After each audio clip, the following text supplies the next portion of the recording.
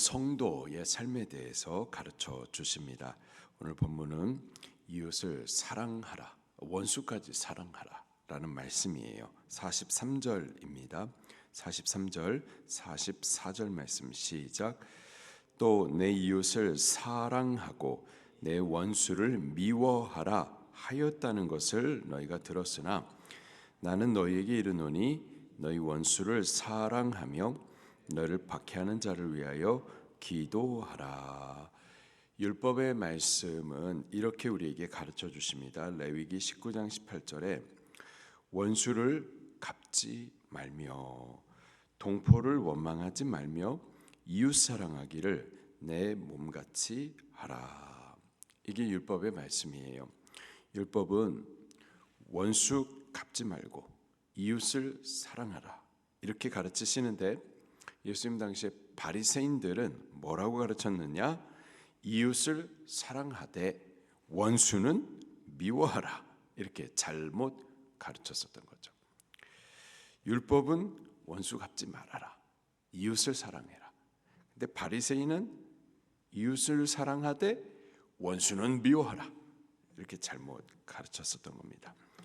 이에 비해서 그러면 예수님은 뭐라고 가르치는가? 44절에 보니까 원수를 미워하라? 아니죠. 원수를 갚지 말라? 그 정도가 아니었습니다. 원수까지도 사랑하라라는 거예요. 그리고 나를 박해하는 자, 그를 위해서 저주하라? 싸워라? 아니죠. 기도하라라고 가르쳐 주십니다. 세상은 도무지 예수님의 말씀을 따르지 못합니다. 원수 안 갚는 것까지는 몰라도 원수를 사랑하지는 못하죠. 바리새인들도 도무지 예수님의 말씀을 따라서 그렇게 살 수 없습니다. 원수를 미워했었죠. 자, 그러나 이런 사랑을, 그러니까 원수를 사랑하라 하는 이런 사랑을 받은 우리들 성도는 이렇게 사랑할 수가 있습니다. 로마서 5장 8절 말씀에 하나님께서 우리를 어떻게 사랑하시는가 보니까 우리가 아직 원수 되었을 때에, 우리가 의로워서 착해서 우리가 하나님을 사랑하기 때문에 그래서가 아니라 원수 되었을 때에, 우리가 하나님을 원수짓 했었을 그때 그 아들을 죽으심으로, 죽기까지 우리를 사랑하심으로 말미암아 하나님과 화목되었은즉.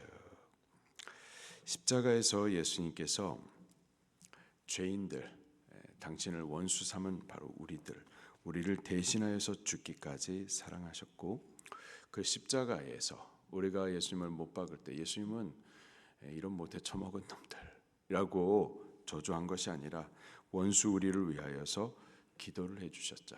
하나님, 저들이 알지 못하여 행하는 일들에 대해서 용서해 주시옵소서. 당신을 못 박는 창으로 허리를 찌르는 우리를 위하여서 기도하셨습니다. 예수님은 원수까지도 사랑하셨어요. 그들을 위하여서 죽으심으로 생명을 주시고, 당신을 찌르는 그들을 저주하시는 것이 아니라 오히려 기도하셨습니다. 우리가 그리스도로부터 이러한 사랑을 먼저 받았습니다. 이러한 사랑을 받았기 때문에 이러한 사랑을 우리도 줄 수가 있는 거예요. 그래서 스데반 집사님도 이런 사랑을 그가 먼저 받은 자로서 저도 원수를 사랑할 수 있었었는데 자기를 향하여서 돌 던져 죽이는 그들을 위하여서 예수님처럼 하나님 앞에 저들이 알지 못하여서 범하는 그 죄를 용서해 달라고 그렇게 저들을 사랑으로 기도해 줄 수가 있었었죠.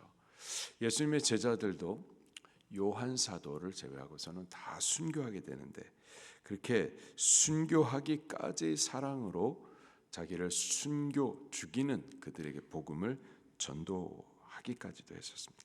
사도 바울도 예수님처럼 순교하되 사랑으로 기도해 줄 수가 있었었죠. 예수님의 사랑을 받은 자는 그렇게 사랑할 수가 있는 겁니다. 우리나라에 손양원 목사님이라고 계시죠. 사랑의 원자탄. 그 손양원 목사님 아들을 공산주의 청년 안재선이가 그 이념 때문에 이념에 완전히 잡혀가지고는 그렇게 손양원 목사님의 아들을 죽였습니다. 잡혔어요. 잡혀가지고 사형틀로 끌려가는데 그 사형틀로 끌려가는 내 아들을 죽인 그 원수 그를 위해서 탄원을 합니다. 그리고는 그 살려내서는 죽은 내 아들을 대신하여서 아들 삼아요. 그 안재선 그분이 그렇게 힘들었죠. 힘들었는데 근데 그 사랑으로 결국은 그 안재선이란 청년 결혼하고 아들을 낳아서 그 아들이 또 주님을 섬기는 목사님이 되기도 하고 이러한 일들이 예수님을 믿는 성도들 삶 가운데 나타난단 말이죠. 어떻게 이게 가능하냐? 세상은 이해할 수가 없는 거고 바리새인들도 모든 사람들 위해 가장 의롭게 산다고 하는 바리새인들도 저도 할 수 없는 그 일들을 성도는 한단 말이에요. 이게 어떻게 가능하냐? 이런 사랑을 저들이 먼저 받았기 때문에 그렇습니다. 원수를 사랑하라. 그리고 박해하는 자들을 기도하라 하신 대로 예수 그리스도가 우리를 사랑하사 당신의 생명을 주시기까지 그래서 우리에게 생명을 주셨고 우리를 위하여서 기도해 주시는 그 그리스도의 사랑을 우리가 먼저 받았기 때문에 이런 사랑을 줄 수가 있는 겁니다. 우리가 이러한 사랑을 받은 자이고 또 이러한 용서와 기도를 받은 자이기 때문에 넉넉히 우리들도 그렇게 사랑해 줄 수가 있고 박해하는 자를 기도해 줄 수가 있는 겁니다. 받았어요. 하나님께서는 없는 것을 우리에게 요구하지 않습니다. 주셨기 때문에 그 받은 것으로 또 주를 사랑하고 원수를 사랑하고 또 기도해 주라라고 가르쳐 주시는 거죠. 이 같은 자에는 45절 말씀을 보니까 하늘에 계신 아버지의 아들이 될 것이다. 하늘에 계신 아버지의 아들 예수님과 같은 자가 되는 거죠. 우리 하나님은 어떤 분이신지 45절 말씀부터 또 같이 읽도록 하겠습니다. 시작. 이같이 한즉 하늘에 계신 너희 아버지의 아들이 되리니 이는 하나님이 그 해를 악인과 선인에게 비추시며 비를 의로운 자와 불의한 자에게 내려 주심이라. 자, 하나님 그분은 햇빛을 악인뿐만 아니라 선인뿐만 아니라 악인에게도 비추시고 또 비를 그 은혜를 의로운 자뿐만 아니라 불의한 자에게도 내려 주심이라. 하나님은 이러한 분이십니다. 모두에게 은총을 베풀어 주시는 분이시죠. 46절도 같이 보겠습니다. 시작. 너희가 너희를 사랑하는 자를 사랑하면 무슨 상이 있으리요? 세리도 이같이 아니하느냐?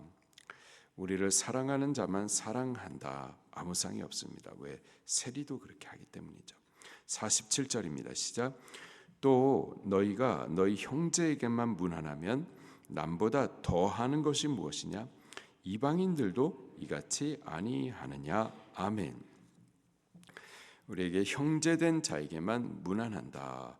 그것이 남보다 더하는 것이 무엇이냐? 이방인들도 그와 같이 한다. 우리가 천국 가기 위해서는 바리새인의 의보다 나아야 하는데 우리가 형제에게만 무난하면은 그거는 이방인들도 그렇게 하는 건데 바리새인의 의보다 나은 것이 없다라는 거죠.